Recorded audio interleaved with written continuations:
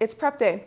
In about an hour or two, I am going to walk out of my kitchen with a full week's worth of protein-rich meal options. Now, I'm not creating full-on meals, I'm just creating the ingredients. In my last video, I talked about how I don't prep meals, I prep ingredients, and this is my process. So if you're interested in seeing how I do that, stay tuned. And here's my plan.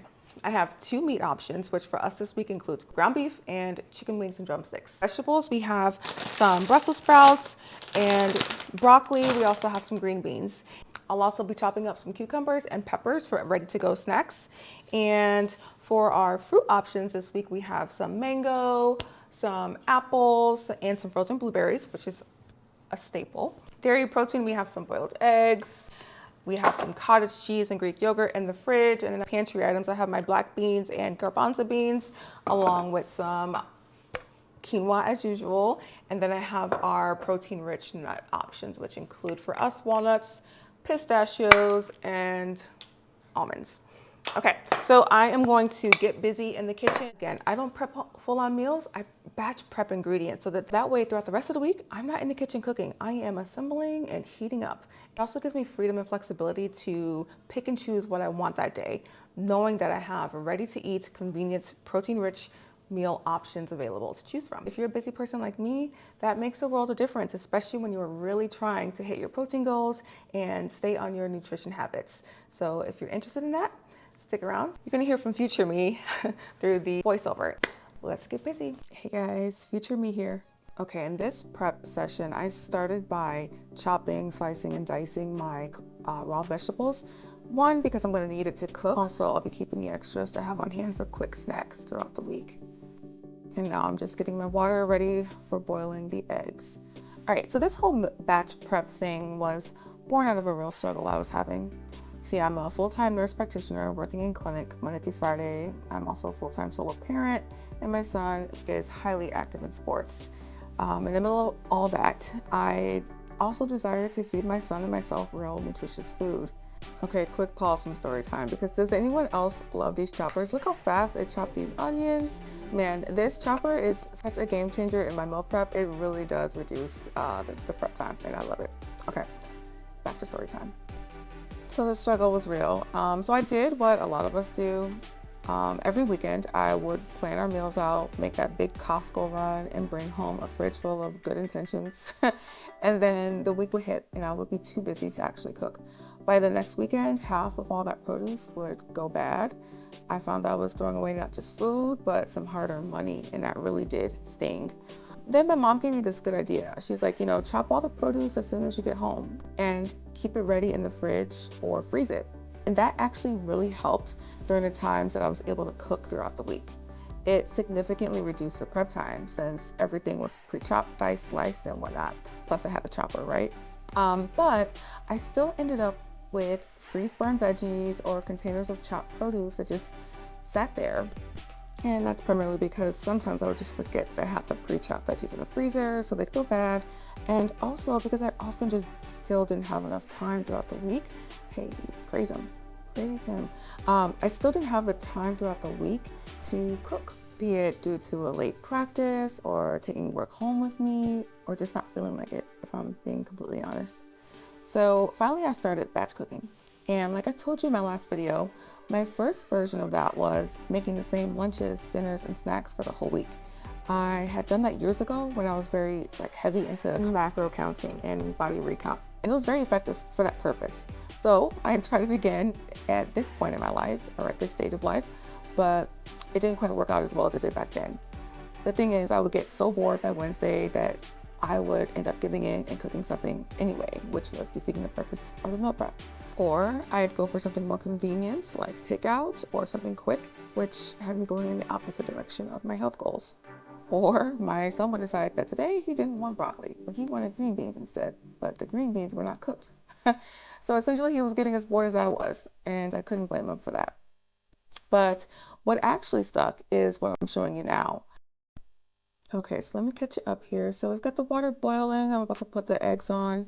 The ground beef and veggies are now cooking. Yeah, I used some of the prepped peppers, bell peppers and onions to put into the ground beef. And I'm just finishing up some of the raw veggies that I'll have throughout the week. I was so impressed by the farmers or the cucumbers that I picked up at a farmer's market. They're huge. Anyway, I stopped prepping meals and I started prepping ingredients.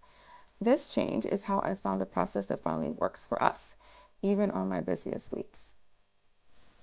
I told you in the beginning how I'm breaking down things for this meal prep. I usually get my son involved in this too. So together we'll pick out like, okay, what meats do we want this week? He gets the option and is involved in picking out the vegetables and the fruit of the week.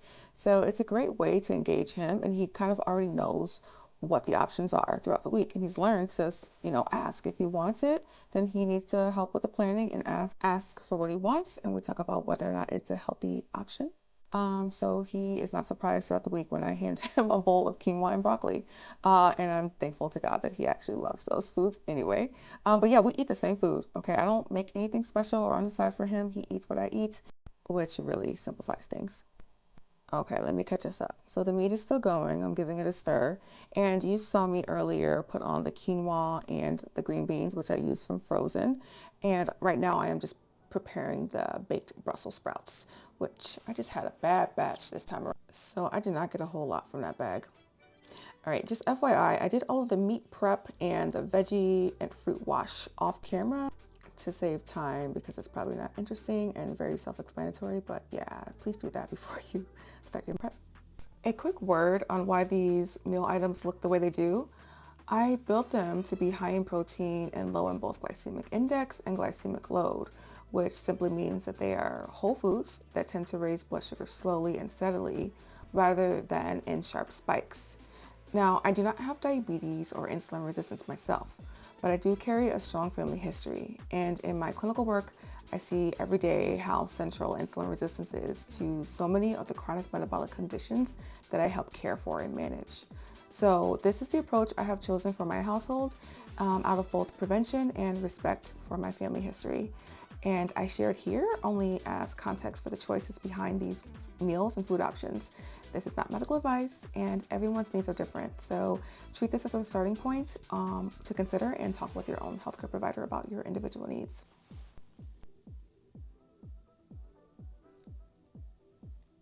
So now I've got the baked veggies ready to go. I am using frozen broccoli here.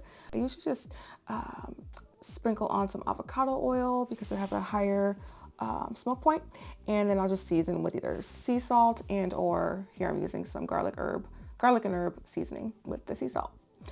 Pop those in the oven until they are to the desired crispiness, which we like ours crispy.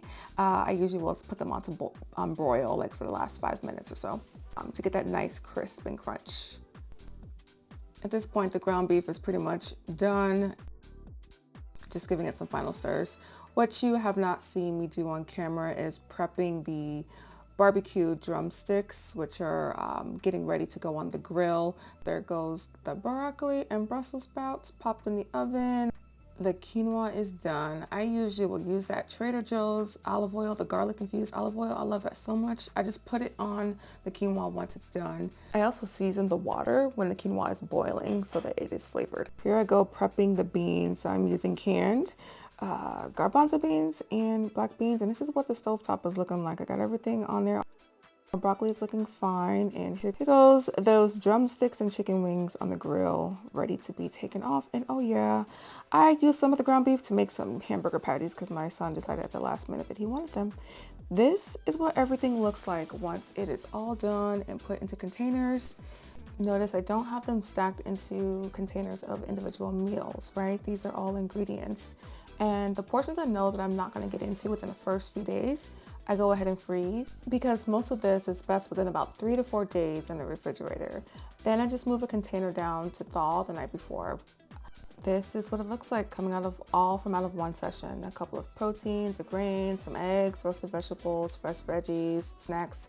This is how one cook covers the full work week for me without anything going bad on me. In the description box, you'll see my whole plan laid out for you. If you want it, you can grab it. Below is where I also share the food storage containers that I use. Now, if you are restarting your health habits from a setback, this video is for you. I'll see you there.